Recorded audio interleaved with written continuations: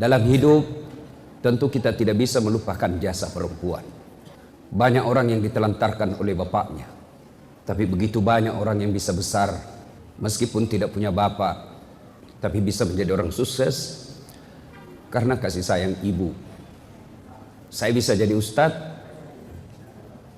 meskipun saya tidak pernah mondok, tapi karena ibu saya. Beliau sekarang usia 85 tahun. Tidak pernah sekolah. Punya suami yang pekerjaan tidak jelas. Pernah ditinggal merantau bertahun-tahun. Saya melihat ibu saya menjual piringnya untuk menyekolahkan anaknya. Saya melihat ibu saya, dia jual mesin jahitnya yang satu-satu peninggalan dari kakek saya. Saya ingat itu mesin jahit warna hitam, mereknya kupu-kupu. Dijualnya 10.000. Pertama dia hanya pinjam duit 5.000 sama tetangga, lalu tidak bisa dibayarnya. Lalu ibu saya berkata, ambil ini mesinku, kau beli 10.000. Tapi yang membelinya hanya mampu membeli 9.000. Piring gelas habis dijual. Karena bapak saya waktu itu pergi merantau dan tidak punya penghasilan.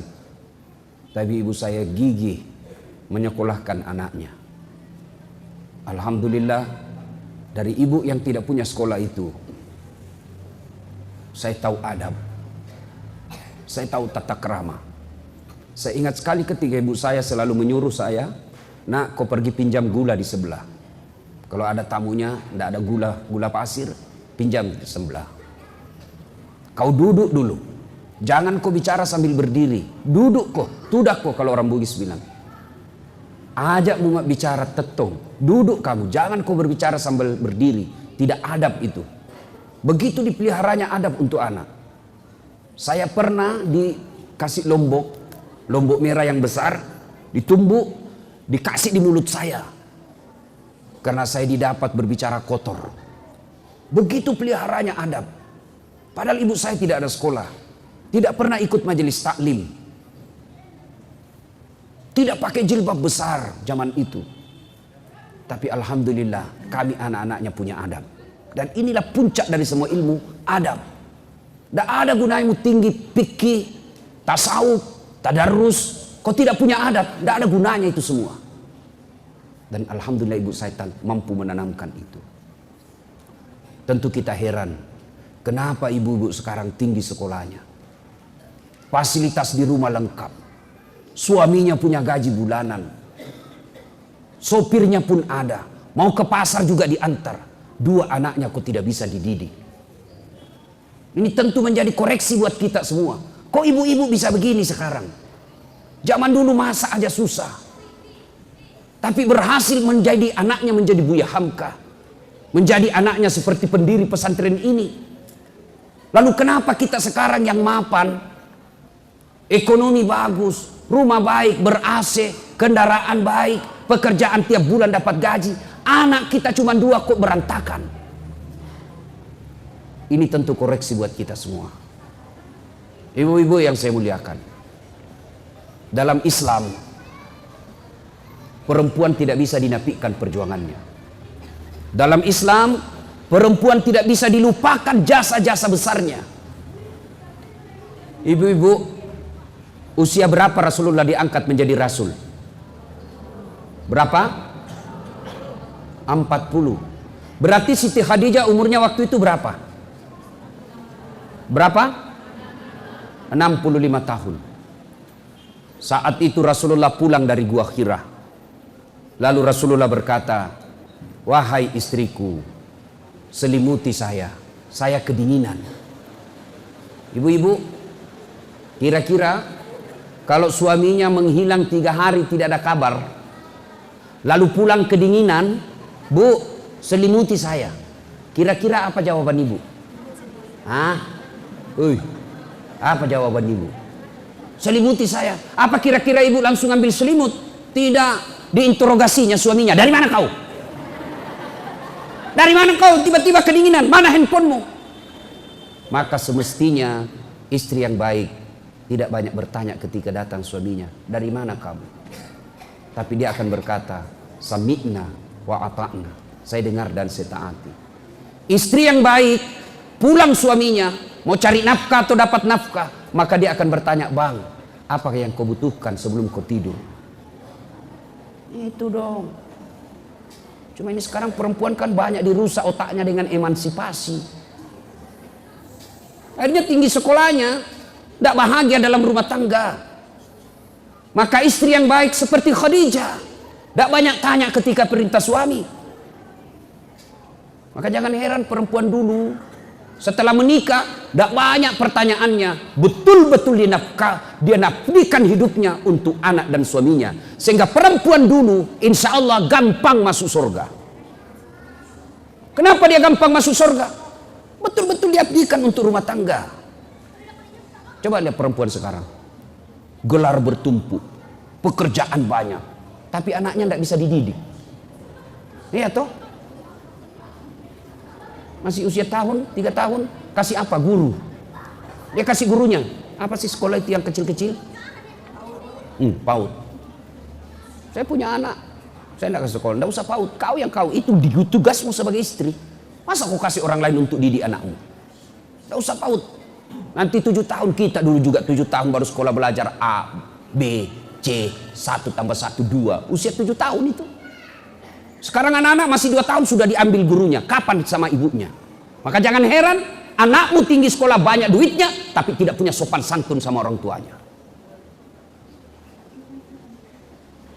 Subhanallah. Ya? Ibu kenal Khadijah? Tahu Khadijah, Ibu? Tahu Khadijah? Itu Khadijah, Ibu. Ini karena ibu-ibu yang banyak, maka nasihat buat ibu-ibu. Tahu Khadijah? Khadijah, Ibu. Itu Khadijah sebelum menikah dengan Rasulullah, dia adalah orang yang paling kaya di Mekah. Paling kaya di Mekah waktu itu. Kekayaannya 2/3 barang-barang mewah di Mekah miliknya Khadijah. 2/3 barang mewah di Mekah miliknya Khadijah. Subhanallah. Tapi ketika setelah menikah dengan Rasulullah, beliau miskin. Dan ingat, ketika Rasulullah Khadijah sakaratil maut, itu baju yang dipakai, Bu. Baju yang dipakai Khadijah 8 kali tambal. Tahu tambal, Ibu? Hah? Koyak, robek, dikasih kain. Iya toh? Tapi hebatnya di bajunya Khadijah, tambalan ke-8-nya tidak lagi pakai kain. Pakai apa? Pelepah daun kurma. Kenapa? Sudah habis kainnya Nabi. Terbayangkan miskinnya? Ada di sini ibu-ibu 8 kali tambal bajunya. Bukan, yang ada 8 kali beli baju 1 bulan. Ya, ya. Khadijah ketika sakaratil maut, dia panggil anaknya Fatimah. Fatimah, ta'al. Anakku sini dulu. Kenapa, Bunda? Ini sebentar lagi saya akan menghadap kepada Allah. Tolong mintakan serbannya bapakmu. Serban. Tahu serban, Ibu? Mintakan serbannya bapakmu yang selalu dia pakai menerima wahyu. Minta, saya mau pakai untuk kain kafan. Mudah-mudahan serbannya bapakmu itu, yang tak lain serbannya Rasulullah, saya jadikan kafan sehingga saya terhindar dari azab kubur. Lalu anaknya berkata, Bunda, Bunda aja yang minta. Minta sama bapakku. Apa kata Khadijah? Oh ibu, bu, dengar ini, Bu. Apa kata Khadijah? Saya malu minta sama bapakmu. Masya Allah. Habis hartanya untuk bantu dakwanya Nabi, minta serban malu sama suaminya. Masih adakah istri sekarang yang malu minta sama suaminya? Nah ibu-ibu malu minta sama suami. Jangankan minta, dicuri. Sudah disembunyi, tidak dikasih, masih dicari. Sampai-sampai ada bapak-bapak yang pelit betul. Ini bapak yang tidak beres juga. Pelit, dia dapat honor, dia ikat-ikatlah itu honor duitnya. Ya, ini bukan hak istri saya, bukan gaji bulanan, ini honor tambahan. Diambil itu duitnya, dibungkus kantong plastik kresek, lalu diikat karet, Dia mau sembunyi di bantal. Dia dapat istriku. Dia mau sembunyi di bawah kasur. Masih didapat. Terpaksa dibawa karpet. Begitu istrinya bersihkan kamar, didapat itu bungkusan. Ini kan ibu-ibu sekarang pandai cari duit. Dia teriaklah, "Pak, duit apa ini?" "Yang mana?" "Yang dibungkus plastik warna hitam." "Duit apa?" "Duit sial." "Maksudnya apa?" "Setengah mati kau sembunyi, kau dapat pula." Lalu Khadijah berkata, "Saya malu minta sama bapakmu." Didengar oleh Rasulullah. Didengar oleh Rasulullah. Datang Rasulullah kepada Nabi, kepada istrinya. "Wahai Ummul Mukminin." Karena Rasulullah itu tidak pernah memanggil nama istrinya. Ini pelajaran buat bapak-bapak nih. Jangan pernah manggil nama istri. Khadijah itu dipanggil oleh Nabi, "Ya Ummul Mukminin," ibunya orang Islam. Aisyah beliau panggil "Ya Khumairah," yang kemerah-merahan pipinya. Karena memang Siti Aisyah merah delima pipinya. Maka bapak-bapak mulai besok, tahun baru Hijriah ini, panggil istrinya dengan panggilan kasih sayang. Misalnya istri mancung hidungnya, panggillah istrimu, "Wahai istriku yang termancung hidungnya di palang panjang." Nggak mancung hidungnya Ustaz, giginya kau lihat. Justru giginya yang mancung, lehernya kau lihat. Lehernya pun jelek, alisnya kau lihat. Mana yang bagus? Jangan terlalu jujur. Mentang-mentang istrinya gendut, dut.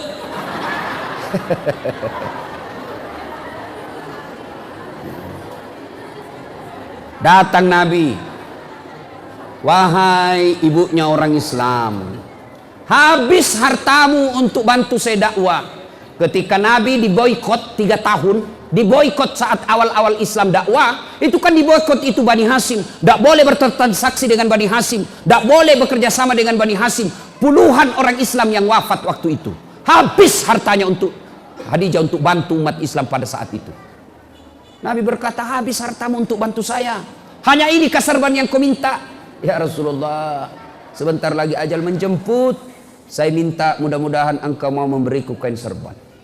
Menetes air matanya Nabi terharu. Tiba-tiba muncul Jibril. Lalu Jibril berkata kepada Nabi, karena Jibril tidak bisa bicara kepada Khadijah. Jibril hanya boleh berbicara kepada Nabi dan Rasul. "Ya Muhammad, sampaikan kepada Khadijah ada salam dari Allah Subhanahu wa ta'ala." Masya Allah, Khadijah, Allah titip salam kepadanya. Apa enggak bang?